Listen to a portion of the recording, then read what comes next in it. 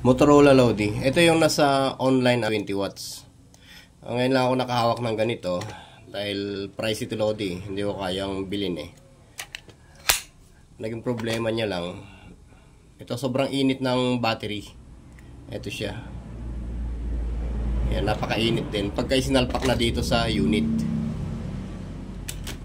Dalawang piraso yan eh. Ito rin. Pagka sinalpak sa unit. Okay, sumisindi naman siya, yan o. Check natin kung may, ayun, nagba-blurred o nagba-blank yung kanyang LCD.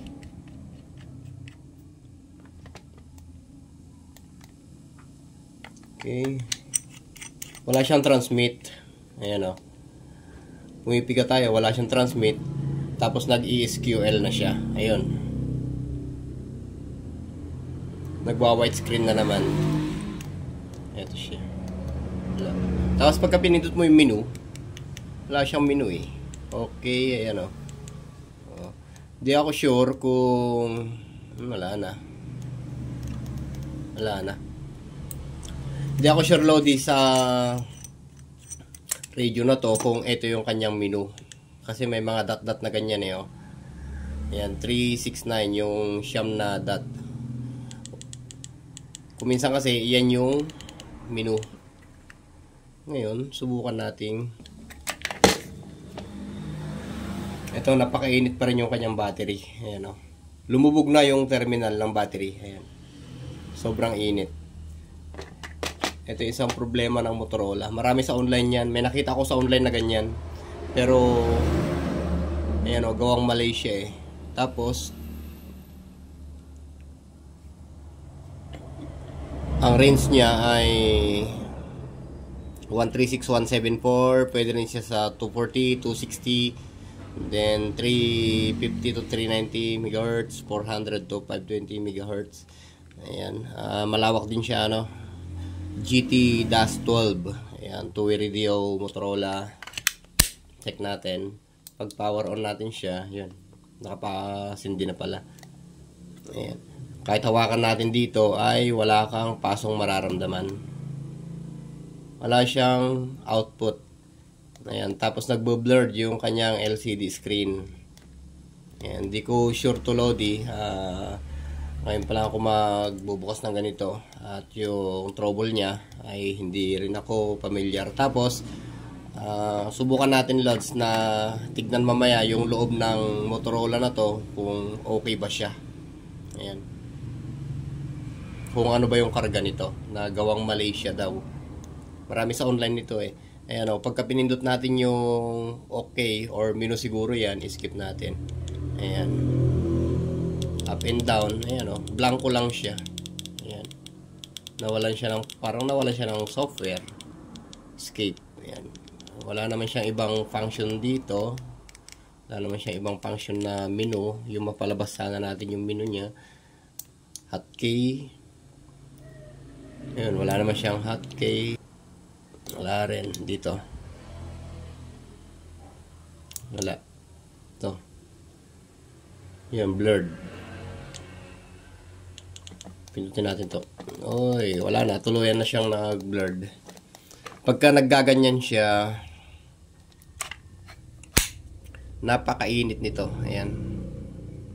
Ngayon, tignan natin yung binibili nyo sa online Lodi na Motorola kung ano ba yung karga niya sa loob. Tapos ang laki ng baterya niya Lodi. Meron din siyang Type-C charging para sa power bank o kaya charger ng cellphone pwede. Pwedeng i-charge sa charger ng cellphone. Ay, mahigpit.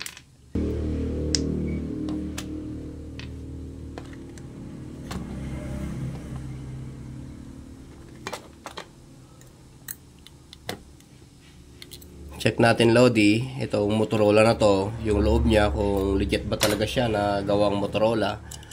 Kasi ang presyo nito Lodi nakita ko ay naglalaro sa 2 kilo mahigit. Ayan. 2.7 ganyan ata.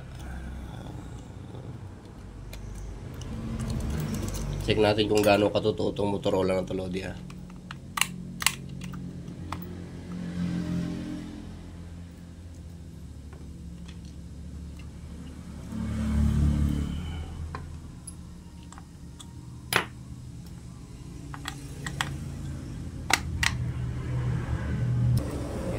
Kung halimbawa lods, magbubukas tayo dito, huwag tayong apurado na tutuklapin to kasi meron siyang flex. Ayan o. Meron siyang ribbon wire. I-release muna natin yung kanyang ribbon wire. Ayan. Bago natin matanggal to. Pag-ingatan din natin Lodi kasi nga ayan o, humihiwalay pala to. Ayan o.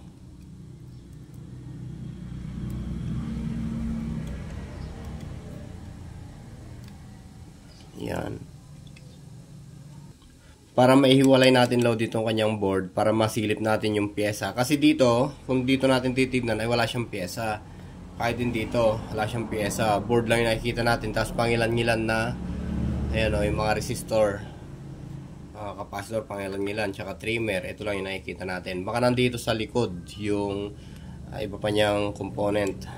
Para maihiwalay natin yan ay ito. Tuklapin natin yung LCD niya. Tapos ito siya, sikotin natin dito. Yan. Dito rin. Ayun, tanggal na siya. Yung LCD naman, ito. Tulakan lang natin yung mga lock na yan para matanggal yung mga flex. Yun. Tapos, meron siyang dalawang heatsink dito. Ayan o. Baka ito yung final niya. Nasa ilalim siguro. Pero subukan pa rin natin baklasin para makita natin. 20 watts daw to Lodi. Malakas to.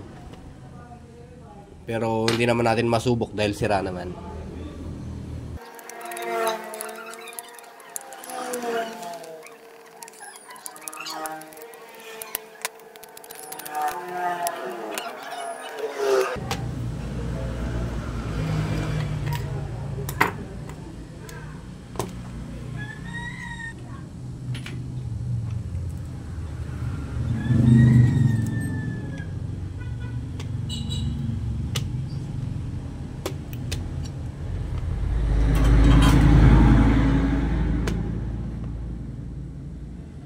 Ito Lodi yung kanyang board. Ayan. Ang final niya ay same sila ng final ni TYT. Ayan. Parehas sila ng final si TYT. Ayan. Tapos yung mga ibang components niya, ayun. Ito, may nakita tayong problema niya, ayan o. Ito siya, sunog to Lodi, ayan o. Hindi ko sure kung ano tong sunog na to, pero aalamin ko muna kung ano yung pyesa na yan. Sunog to, kaya pala nag-iinit yung battery. Ayan, sa mga tatlong pin kasi na ganyan, mostly regulator yung mga yan eh. Nakita natin may sunog siya, ayan. So ganito lang yung karga niyan Lods. Sa mga nagbabalak bumili, ayan. Ito yung karga ng Motorola na 20 watts. Okay?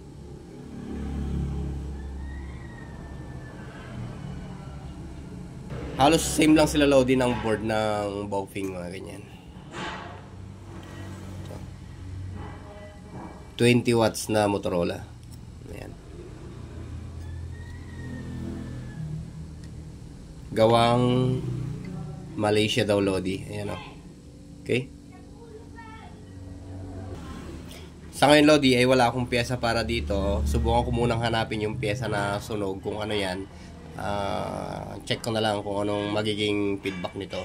Basta ang naging problema lang yan, yung radyo na yan, dalawa sila eh. Pagka kinargahan mo siya ng battery, parehas na lang din yung problema niya. Ayan o, nagbo-blurred siya. Tapos wala na rin siyang transmit. Okay, ayan o. Kahit hawakan mo dito ay hindi ka na napapasok. Okay. So hanggang dito muna Lodi para sa radyo na to. Muli ang radyo na to ay isang Motorola radio na marami nito sa online. Ayan. Yung battery niya, ito siya. Itong kanyang battery ay 7.4 lang din. Meron siyang capacity na 6,800 mAh o katumbas na yan ng halos 7 ampere na yung katumbas ng battery nito. makapal yung kanyang battery at parang matibay. Pero bakit lumubog yun, oh? Ayan. Ayan. Sa overheat na siguro yan. Tapos meron siyang type C. Ayan, oh.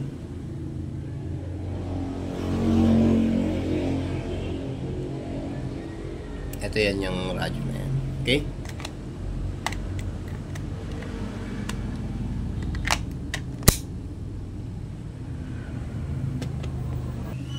Wala rin siyang audio, Lodi. Nawala na siya ng boses. Ayan, o. Okay? Hanggang dito muna siguro, Lodi. At least nakita niyo yung loob ng Motorola GT-12. Ayan. Ayan ang loob ng Motorola.